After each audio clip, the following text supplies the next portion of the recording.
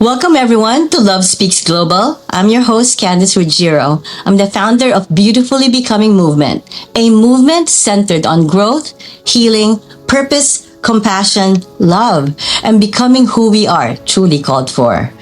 One of the core pillars of Beautifully Becoming is Love Speaks Global, where I use my voice and platforms to amplify organizations, individuals, and communities around the world, creating meaningful impact through compassion, education, advocacy, service, and hope.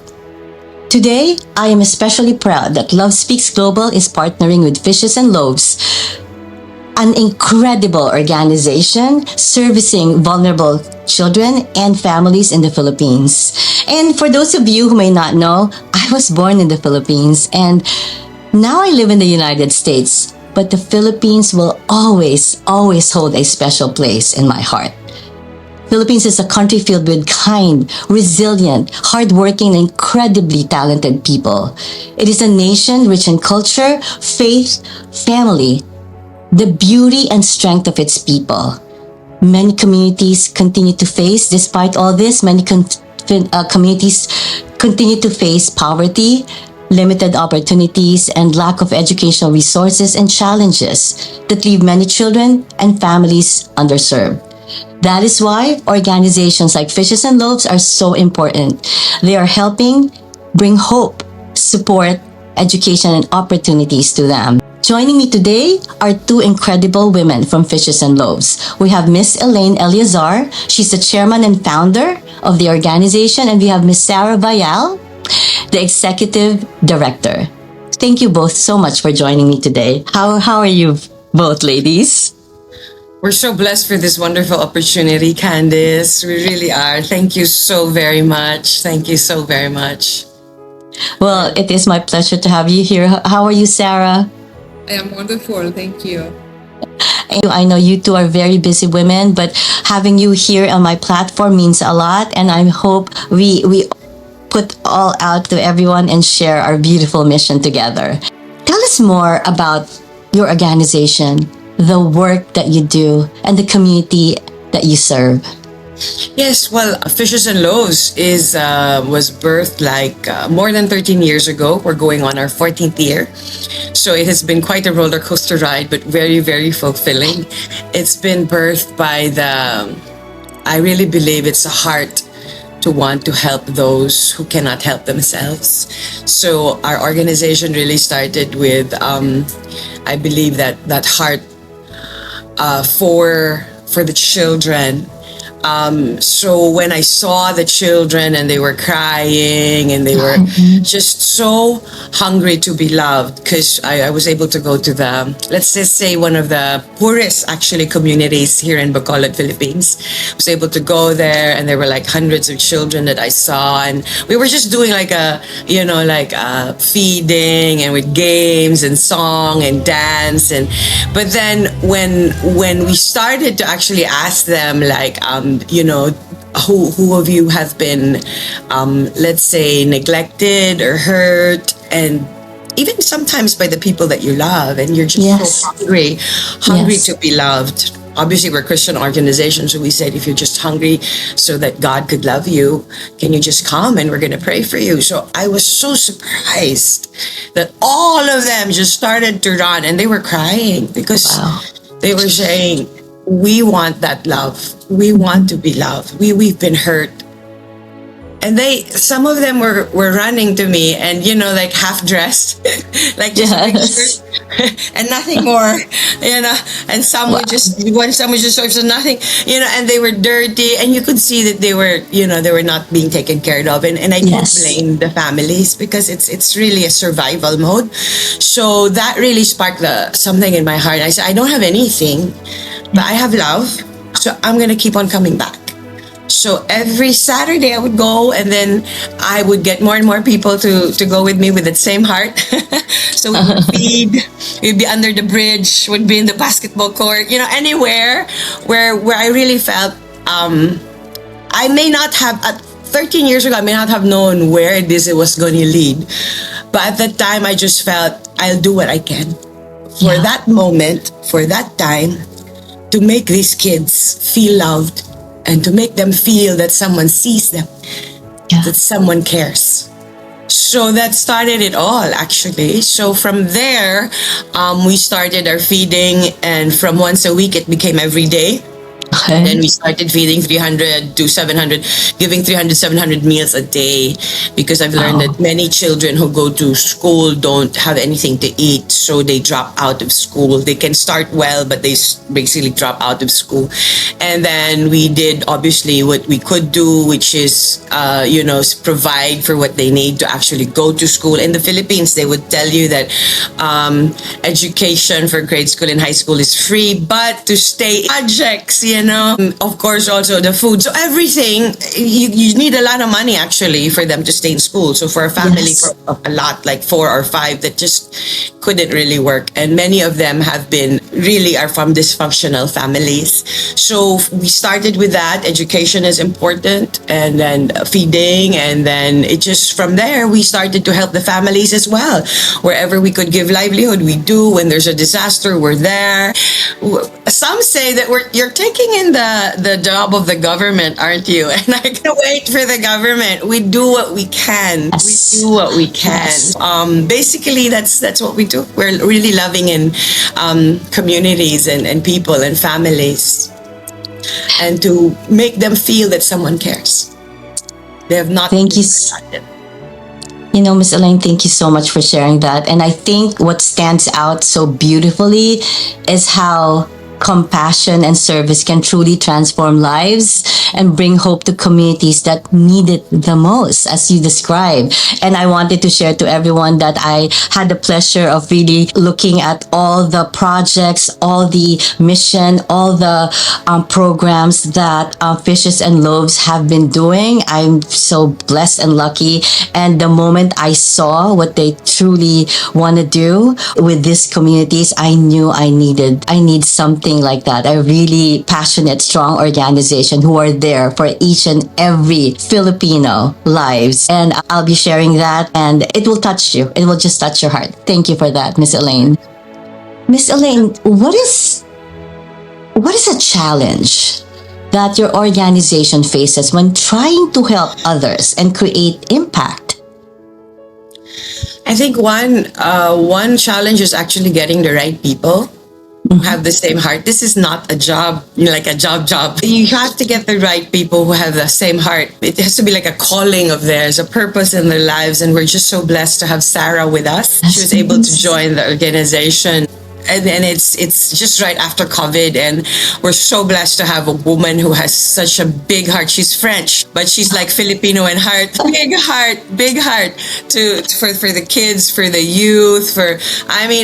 We are just so blessed. She's like a gift from heaven when she came to join us, because as I said, one of the challenge when you ask is actually getting the right people to really walk this through and walk with a vision.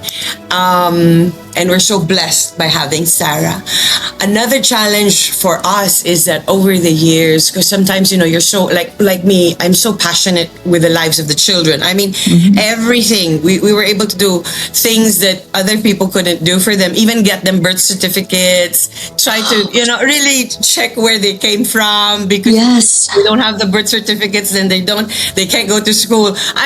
Really all of that, really tracing their roots, trying to find their ancestors or whatever, to try to see if their age is actually their age and their name is actually their name.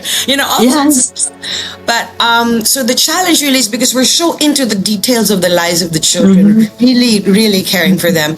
We have actually forgotten to reach out to new partners, and this just became alive because of the friends that I had then, who are still my friends now. Thank you.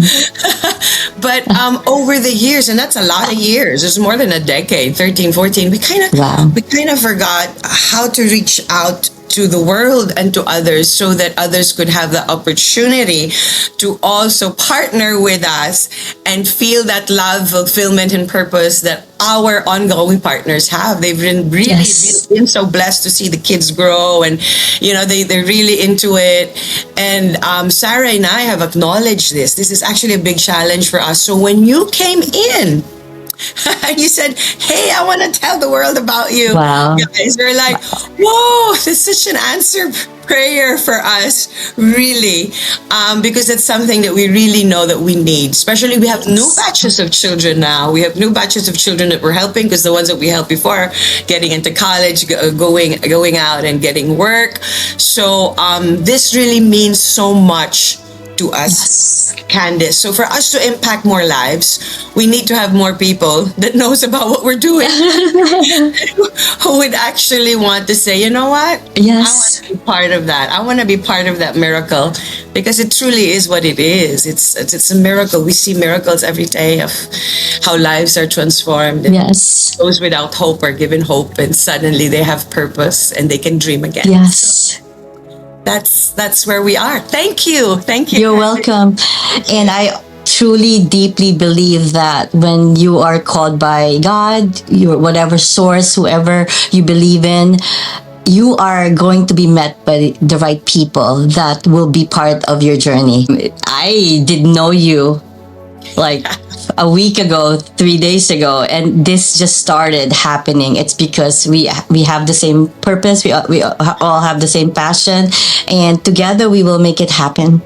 Yes. And I think many people do not always see the challenges that organizations face behind the scenes. Yet Fishes and Loaves continue showing up with compassion, commitment, and heart. Now, let's move with Miss Sarah. This is might have been a big change, as we found out that she originally is from France, right? Miss Sarah, tell us quickly something about this journey of yours. Like, how did you end up being here in the Philippines? Something was really triggered in my heart since I was young. A desire to help those who are not helped, those who doesn't have the basic human rights, especially the children. And so I pursue that so deeply. I always had Asia also in my heart. Okay. And Philippine, when I heard about its culture and what it carries, I was very drawn personally to it. So this is how I left everything to come to the Philippines, especially Bacolod, where I found purpose to serve those who need it the most. You know what? When you are Fulfillment into that, I have to say.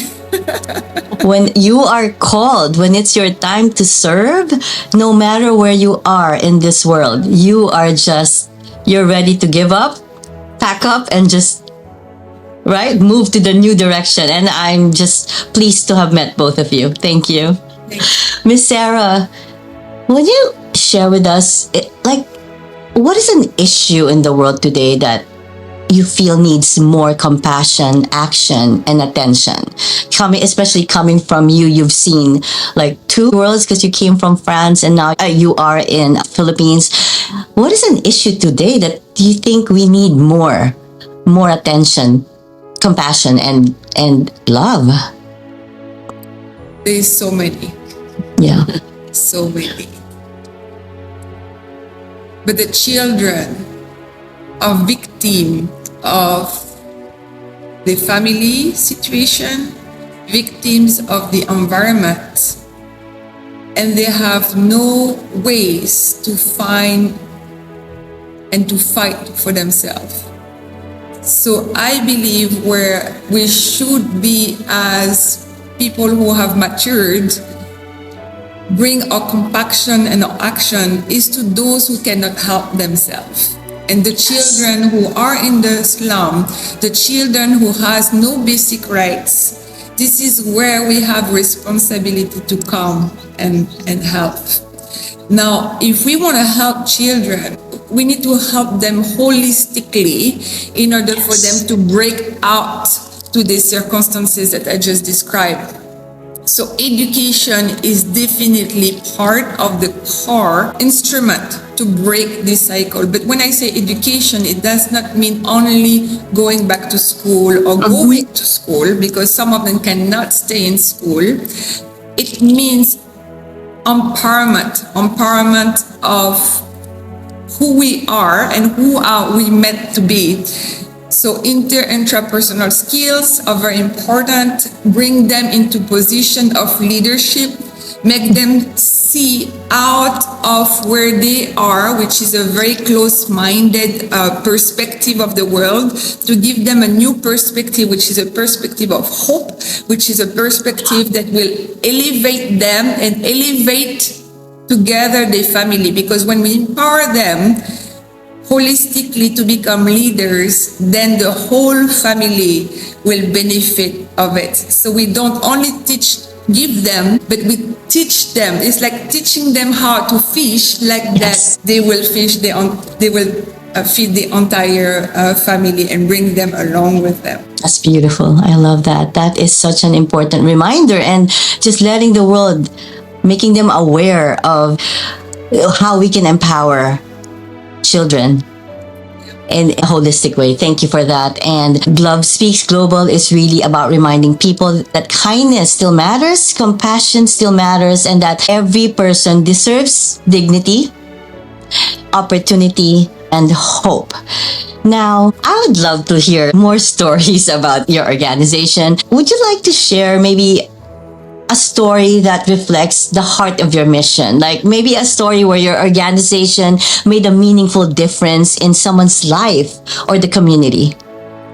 Definitely, that's a wonderful opportunity, Candice. Thank you. So there's so many stories, but I think I'll focus on one, and Sarah can also share. I'd like to share the story of Romy. So Romy is one of what we call the originals. Ever since, even before we started as an organization, because even before you make an organization or even before this NGO started, the heart was touched first. So he was one of the 5 that I saw in the slums, and it was obvious they didn't have anything to eat, and they would need to beg or they would need to do some odd jobs, and they were really in a bind. So Romy's parents left him and her sister when they were very young because they separated and they started new families. So what would happen to these two? So they were left with the grandparents, but the grandparents were not they were not capable of taking care of them. Sadly, I think the grandfather had some mental issues. So the 2 of them, Romy and the sister, suffered greatly. There was torture, there was some abuse and all sorts of stuff that happened. So when Romy was growing up, especially when he was under our care, we gave him food, we gave him a place to stay. Then I started to do what we need until we got into an organization. We gave him whatever he needs so he could go to school. But then the issues would start to come out, right? So there's the lying, because of how they were raised. Yes. There's the lying, and then he would later on admit to stealing, although under great duress. But he really so later on we would have testimonies of that. So it was really hard. But what we had was the love in our hearts for him. So when other people kind of gave up, one day I was like, everyone was giving up. We cannot take it anymore. He keeps on lying. No one trusts him. Even his own grandmother, he stole the ATM for the help from the welfare. It's really for people who can be rejected by society. And that's my heart, because I said if no one comes in, if no one steps in, there's only 2 things that could happen. They would end up as in the drug trade, or prostitutes. That's the only options for the children, really, unless education comes and unless unless help comes. So for me, I was just, what am I gonna do? I just kept on praying. And then when I talked to him, I think this is a turning point. When I did talk to him, I said, because I felt fear. Okay. He had fear that if he tells the truth, no one would love him, that he would be rejected. So I said to him, I sat him down and I said, look, I know I know you've been lying, and I know there's fear that no one would want you, no one would love you, if they only knew who you really are. Yeah. So I said to him, I promise you this. Even if you continue to lie, I will still find food for you to eat. I will still try to help you. But I cannot trust you. Yeah. And I want to trust you so badly, because that's what a relationship is all about. And I want to have that with you. Then he started crying. And he repented, and then he says, I will try my best to gain your trust. Wow. So he said later on that it was turning point in his life because he felt unconditional love. Wow. And then he even wrote an essay about it in school because they wanted to what made an impact, and it was so good that the principal of the school read it in front of the whole school. Wow. How love changed his Wow. heart. Yes. And he said, I will tell the truth from now on. I don't care. And from that point, from someone who was not trusted, from someone who stole, someone who lied, he started to become a student leader. Oh, He started wow. to be a treasurer, and then a president, and then a governor of the school. And now he's graduating. Actually, he's going to be graduating this June to be a teacher, and he's still a student leader. And even the teachers of the school trust him. He was able to say his testimony to the mayor and some officials of the city, and he's an inspiration. People actually go to him to ask him to be a motivational speaker. So from someone who had practically no opportunities. People were rejecting him because of the hurt he was causing others, but people who are hurting hurt others. So I think it's very important. I believe that we still believe that love can change. Yes. Love can transform lives. Yes. And he doesn't just inspire others. Sarah and I have been inspired by him as well. And he just yesterday, he was talking to like 200 children, sharing his testimony, because we did something with the kids yesterday, did a carnival for them. He was saying, if that could happen to me, that can happen to you. Don't lose hope. I mean, I was like, whoa, so those are the kind of things that when you say, what am I doing with my life? Have I wasted it? Ministry is not easy, but yes, when you look at these things and you look at the stars, I call them our stars. You go, okay, it's worth it. and I think more people would want to be part of that. Yes. Able to change a life, and he's one of our walking miracles, actually. Well, one chance gave him hope. Chance, the trust gave him hope. Thank you for that. Don't give up. Never give up on anyone. I believe in that. Are there more like that? Really touched my heart. I can't. Like, you just. Thank you for that. I can share a testimony about a family. Okay. A family being transformed. The name of this family is the Ferreira family. They are still living in this very small house. They're all together in one room.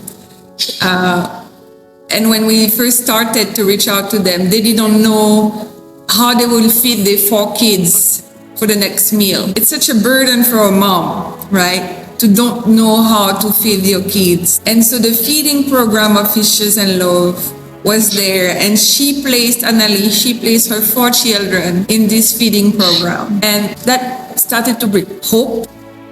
And through the love that is shared during those feeding, because feeding is actually, yes, you feed the stomach, but you also love on them.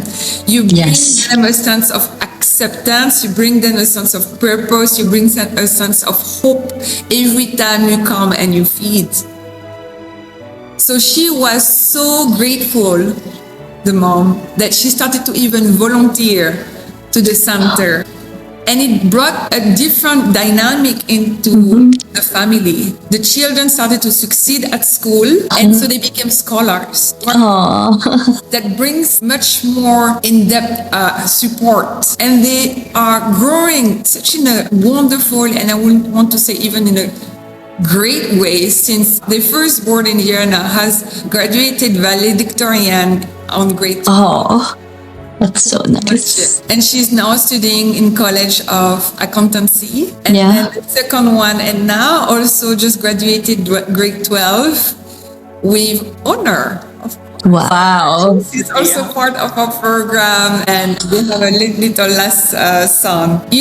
There's so much hope that can be done just by starting with one person. But it did not stop here, because the father was helped with his livelihood. we were blessed to answer his dream and his prayer by giving him an opportunity to become a pedicab driver. And he loves it so much that he is now even the head of the pedicab association. That's wonderful. The mom Anali, we also connected her with a partner, and she's now having a stable work. Yeah. So the family is much more stable, but not only stable because they have been helped. They have the heart to give back. So they are the one now leading in the community, bringing the love, bringing the compassion, bringing the testimony, bringing, the support by serving wherever they can. Really, truly become leader and actor change where they are. The mom even volunteered to help with reaching out to the children of the Aitas up in the mountains. Okay. So she's part of that as well, with the kids ministry over there. So it's like, it's a ripple effect. The kindness and the love just ripples. And you don't know where it's going to end, which is great. This is why I'm here. One person with a tiny spark, and my hope is that tiny spark becomes a bigger shine and light for others. Like, I'm only one, but I know with everyone's help, like, we can make this work. And I believe in ripple effect. I truly believe that one person, an association, one organization, voice can make change. And stories like these, like what you both shared, remind us that this work is about real children, real families, and real lives being changed through kindness and compassion, right? And like I said, I'm a Filipino at heart, and every time you share those stories, I can picture it in my head, and it's heartbreaking. It's really heartbreaking what people can go through. Philippines is a beautiful country, but there are parts of the Philippines wherein poverty is very widely spread, and it's heartbreaking. And I want to show everyone, the world, that there's another world out there who might need our love and understanding and compassion, because if we can change one life, it's a ripple effect. We can change the world. That's what we are here for. I believe it doesn't really take much, because sometimes you think, you're so overwhelmed by all the problems of the world. Yes. But you can start with one, Yes. Start with helping one, and you'd be amazed how that kindness and that love could actually multiply. That's why saying, let's multiply miracles together. Yes. I believe in miracles live. That's also part of my becoming. I agree with you. Miracles can happen every day in our life, big or small. It can happen. Just believe, have that trust in you. I know there is also an important campaign happening right now. I would love for you to share more about that to the world. I think Sarah would be the best to share. Can you share more about that campaign that you recently launched or started? Yeah. It's called Hope in Every Backpack. Wow. Hope in Every Backpack. Yes. Super, very powerful words. Tell us more about it. Hope in Every Backpack, it's an invitation to bring hope to one child. And it's open to everyone who wants to be part of a movement to bring this hope and to be an agent of transforming life. We need one another. We all need each other. And so it's to be part of this chain of transformation by bringing a backpack which inside have all the needs, specific need made for this specific child. And so inside this backpack, there's of course all the furniture, the school supplies, and also the uniform and everything that the person needs in order to have a decent back to school. You know how it is important for every child to say, oh, I am equipped, I have everything.